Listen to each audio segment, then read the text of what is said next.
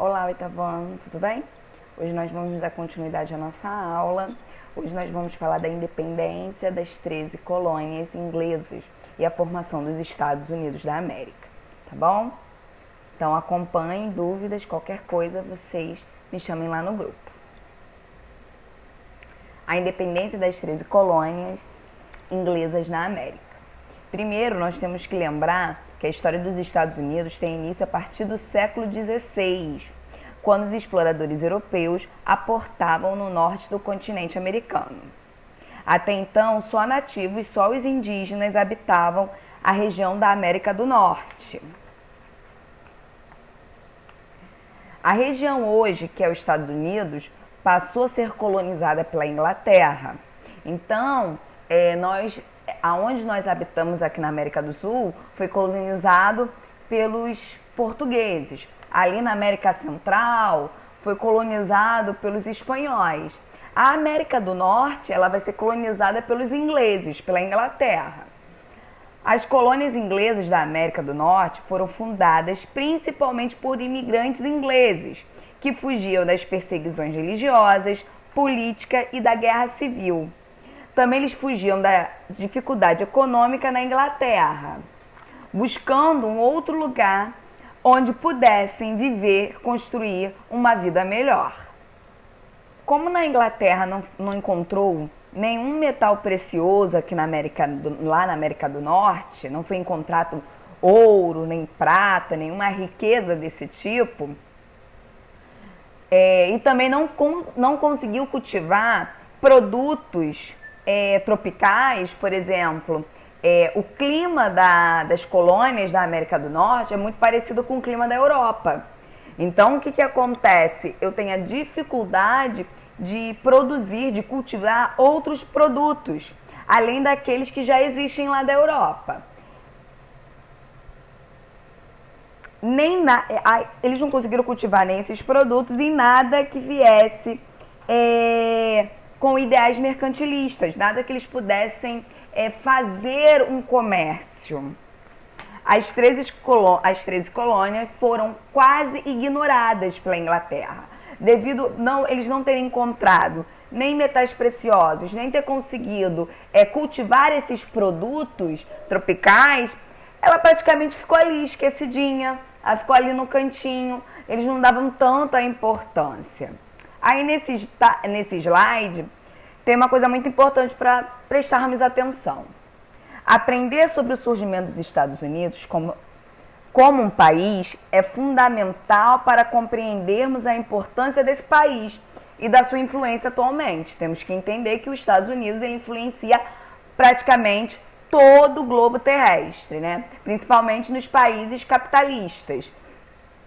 Além disso, a independência dos Estados Unidos influenciou fortemente os processos de independência das colônias da América espanhola e portuguesa, como aqui no Brasil. Então, quando os Estados Unidos se tornou independente, aquele ideal que eles tinham foram muito importantes para também outros países aqui da América, outras nações também serem independentes, lutarem, conquistarem sua independência. Tanto que eles tiveram o slogan América para americanos. Óbvio que não é só pela forma de bondoso, maravilhoso, não. É porque eles também queriam o livre comércio, eles queriam comercializar com todos. E quando você é uma colônia ou quando você está subjugado por outro país, você só faz você só faz comércio com aquele país que é autorizado. Então, quando você se torna independente, você pode fazer comércio com qualquer um. Então, o slogan dos norte-americanos de América para americanos é através disso, nesse pensamento. Por isso, compreender a importância da independência dos Estados Unidos é fundamental também para entendermos os acontecimentos posteriores que influenciaram as sociedades atuais.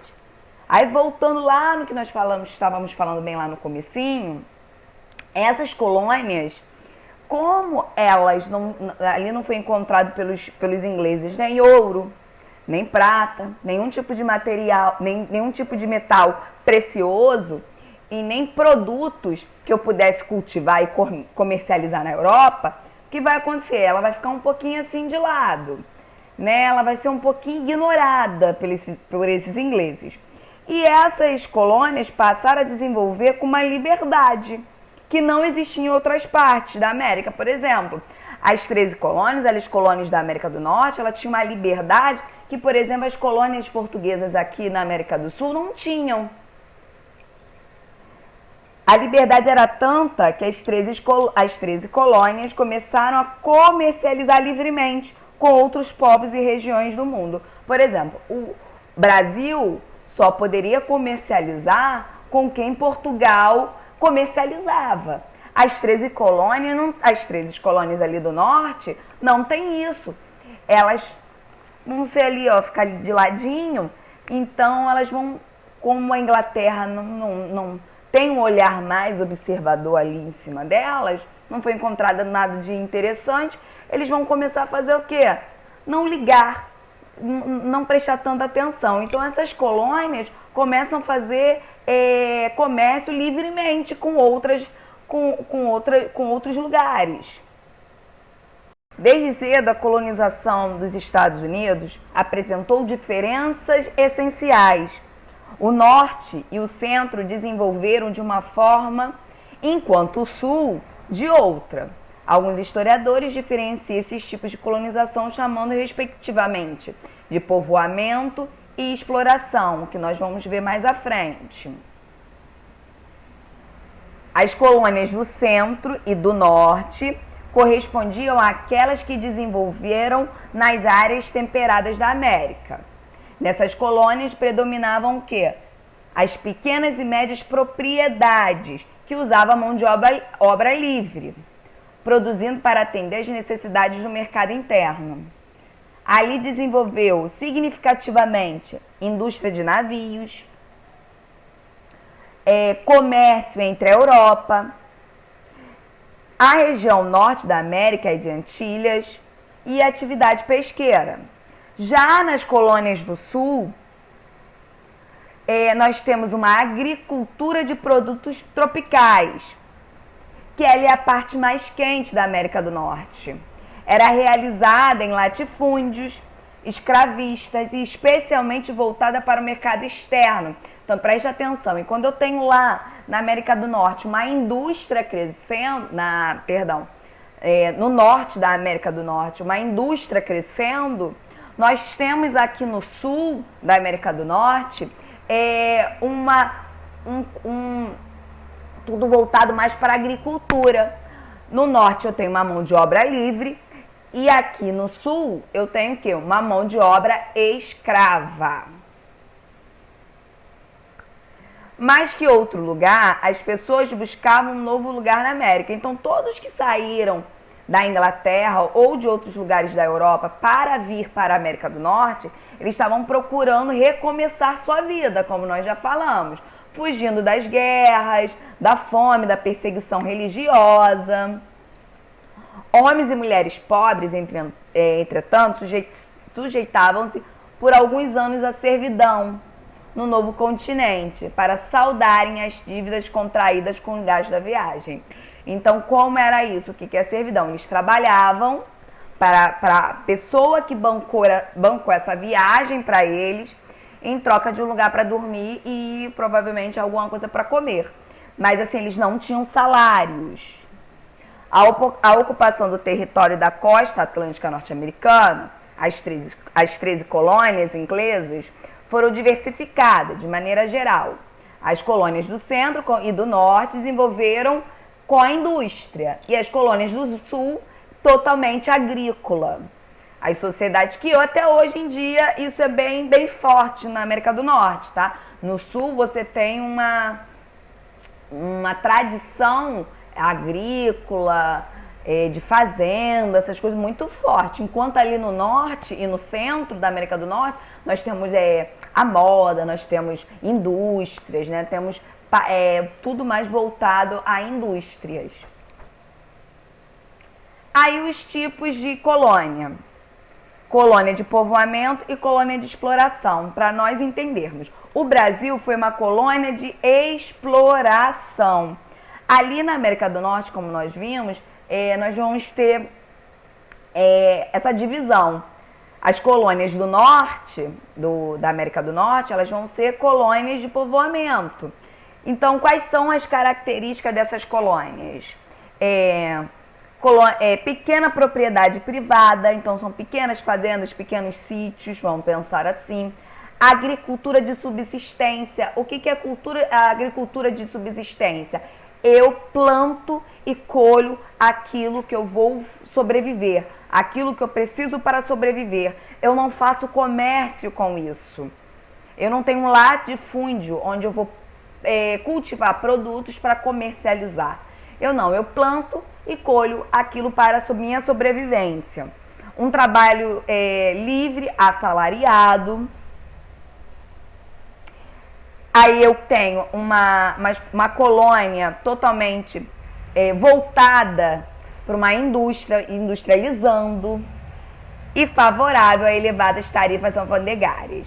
Enquanto no sul, onde predomina a agricultura, nós temos uma colônia de exploração. O que é isso? São latifúndios, latifundiários, então são grandes territórios de terra. Nós temos esse sistema de plantation, trabalho escravo. Então nas colônias do sul eu tenho a predominância do trabalho escravo. É uma colônia totalmente agrícola e favorável ao livre cambismo.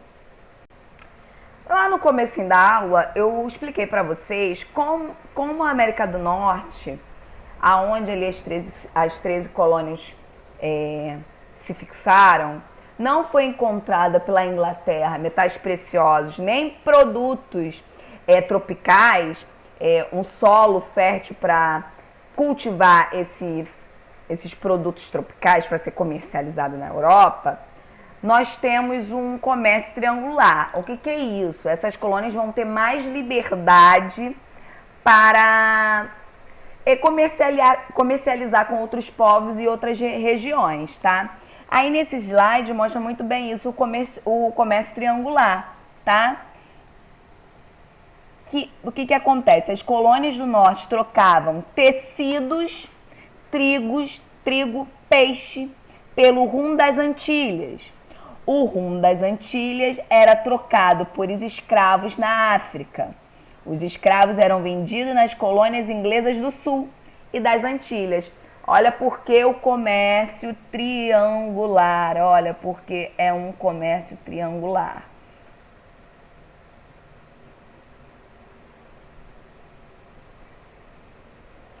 A liberdade que as 13 colônias desfrutavam começou a ruir após a Guerra dos 7 Anos. Mesmo vencedores, os ingleses tiveram grande prejuízo nessa guerra. Por conta desses prejuízos, decidiram aumentar os impostos e criar leis que trouxessem grandes perdas aos colônios americanos. Então, após a Guerra dos 7 Anos, começou a mudar essa situação na América do Norte, nessas colônias. Essa liberdade do comércio triangular, essa liberdade que essas colônias tinham de comercializar, começou a ser freada pela Inglaterra. Guerra dos 7 Anos, para a gente entender um pouquinho o que foi essa Guerra dos 7 Anos.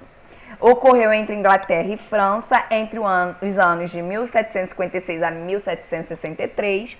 Foi uma guerra pela posse dos territórios da América do Norte e a Inglaterra saiu vencedora. Mesmo assim, a metrópole resolveu cobrar os prejuízos das batalhas dos colonos que habitavam, principalmente as colônias do norte. Com o aumento das taxas e impostos metropolitanos, os colonos fizeram protesto e manifestações contra a Inglaterra. Quem é meu aluno, desde aí, vamos lá, que tem aluno meu aí desde o 3º ano, sabe que eu sempre falo que guerra é algo muito custoso. A guerra, mesmo quando você sai vencedor da guerra, você tem um custo muito grande, um custo com armas, com dinheiro, com pessoas mortas, quantitativo de pessoas mortas são bem maior. Então, eu mesmo saindo vencedor, eu saio também um pouco perdedor, porque eu acabo perdendo também. Então, quando acabou a Guerra dos 7 Anos e a Inglaterra mesmo assim saiu vencedora, ela saiu com dívidas, ela saiu com déficit econômico. Então, o que ela vai começar a fazer? Ela vai querer começar a fazer aquilo que ela não fazia antes, que é o quê? Cobrar imposto, aumentar esses impostos dos colonos ingleses. Então, eles vão lá nas 13 colônias e cobrar impostos mais altos, taxas, criar taxas de impostos metropolitanos. Só que os colonos ingleses, ali das 13 colônias, não vão aceitar esse tipo de taxa, nem esse tipo de impostos, não. Aí as consequências da Guerra dos 7 Anos. A Inglaterra venceu a guerra, a França perdeu as colônias na América. A guerra foi dispendiosa, isso quer dizer o quê? Ela foi uma guerra custosa para a Inglaterra.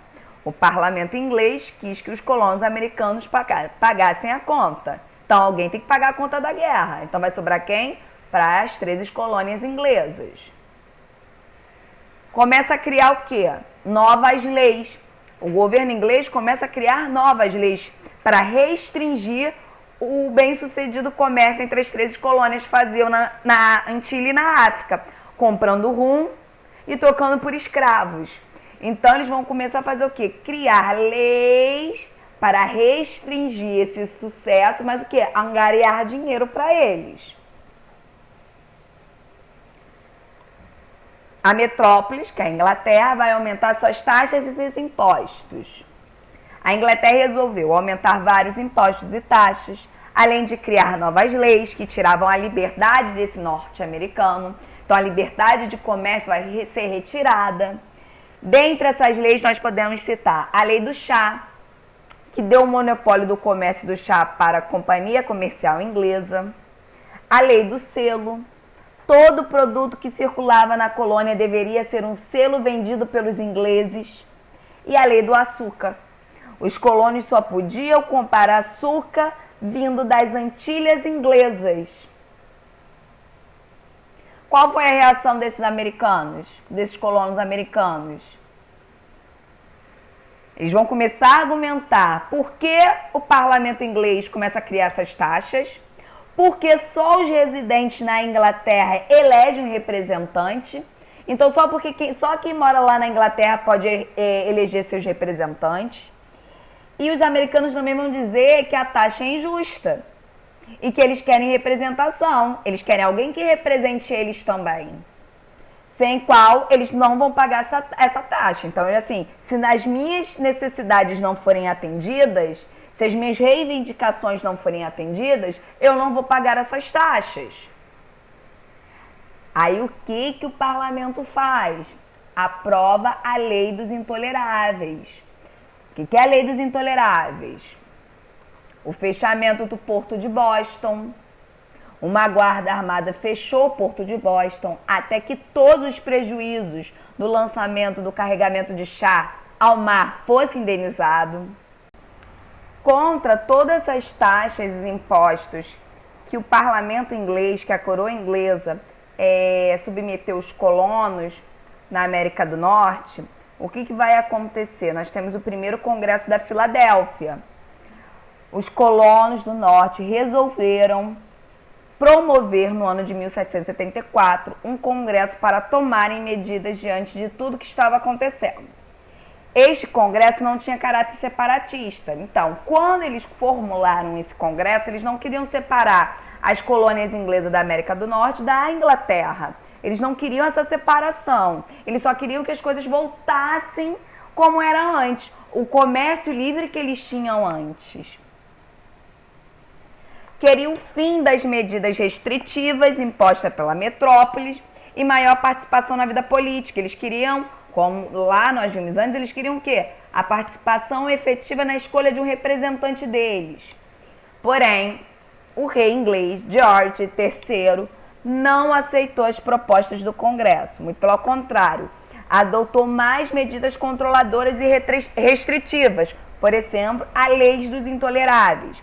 As Leis dos Intoleráveis, uma dessas leis conhecida como Lei do Aquartelamento, ou lei do alojamento. Isso quer dizer o quê? O colono norte-americano era obrigado a fornecer moradia e alimento para soldados ingleses que estivessem ali nas regiões. As leis dos intoleráveis geraram muita revolta na colônia, influenciando diretamente no processo de independência. Então, o que acontece? É a partir das leis intoleráveis que o rei George III vai submeter os colonos, vai começar a ter uma ideia de independência entre esses colonos. Vamos dar uma olhadinha nessas leis dos intoleráveis. Fechamento do Porto de Boston. Uma guarda armada fechou o Porto de Boston, até quando todos os prejuízos do lançamento do carregamento de chá ao mar fossem indenizados. Então, presta atenção aí, olha. Ocupação militar tem a suspensão das reuniões nas colônias e imposição do novo governador. Então, não posso mais ter uma reunião, não posso ter mais o congresso, não posso fazer mais essas coisas. O envio de tropas. O que a Inglaterra vai fazer? Vai começar a enviar soldados ingleses para a colônia para quê? Começar a restringir esses colonos. Começar a pôr medo nesses colonos. Rigor no julgamento dos crimes do Império. Todos aqueles que fossem contra o Império, quando o rei, vai ser duramente julgado. E a lei do alojamento ou do aquartelamento, como nós já falamos antes. O que acontece? O segundo Congresso da Filadélfia, porque os colonos não aceitam essas leis, não. Então, vai começar em 1776, os colonos se reuniram no segundo Congresso da Filadélfia. Qual era o objetivo? Era conquistar a independência. Então, aqui eles já começam a pensar, eu quero ser independente, eu quero separação, eu não quero mais estar junto com a coroa inglesa. Durante o Congresso, Thomas Jefferson redigiu a Declaração de Independência dos Estados Unidos da América. Porém, a Inglaterra não aceitou. Ninguém aceita, né? Nenhuma metrópole aceita de primeira. Não aceitou a independência de suas colônias e declarou o quê? Guerra.